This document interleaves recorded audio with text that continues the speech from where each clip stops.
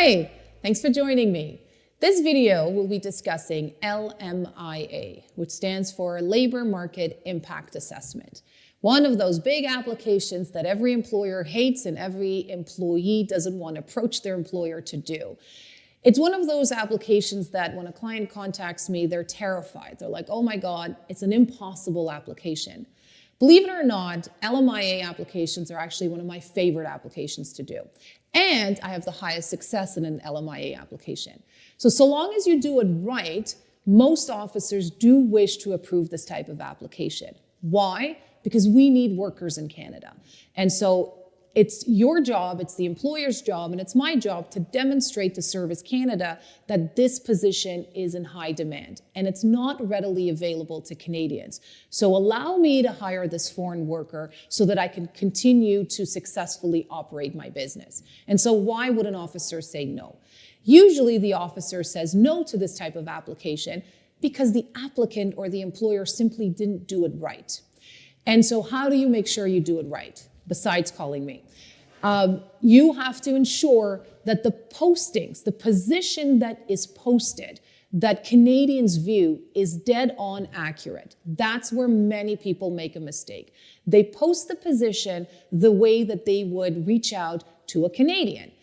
There are different requirements. For example, if you want to hire someone in Canada, all you have to ensure is that you posted minimum wage or above, and that you don't discriminate based on age, religion, and so forth. But that's not the minimum requirements when you want to hire a foreign worker. A common mistake is people say, oh, but my business is a restaurant and I have Portuguese-speaking clients, I need a Portuguese employee. Wrong, because right there you got it denied. Under Service Canada rules, you cannot discriminate based on language because Canada has two official languages, English and French. And so by you saying Portuguese, you just cut down on all the Canadians here that you could have hired them and they could have done the job. So it's important that you post the position accurately. So that's the number one. The second thing is that posting has to continue until the decision is made. Many read the Service Canada website and say, oh, I only have an obligation to post it for 4 weeks. I posted it, great, I take it down. Again, wrong answer. After 4 weeks, you are eligible to submit the application to Service Canada.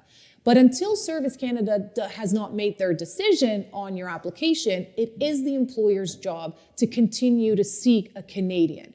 And so while it's in process, that posting has to be active. You actively still have to interview and look out to see if a Canadian could do the job.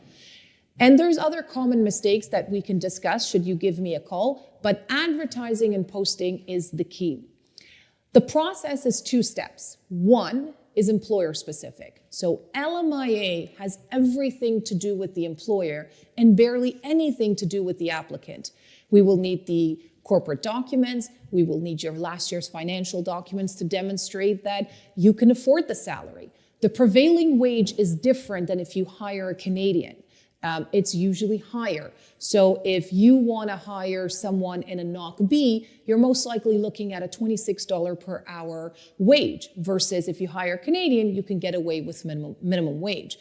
These are the things that are very highly focused on when you do an LMIA application. Once it's submitted, it takes about 2 months for Service Canada to render a decision after the officer calls the employer and does an interview to kind of confirm all the information. As I said, we have a very high success rate with LMIAs.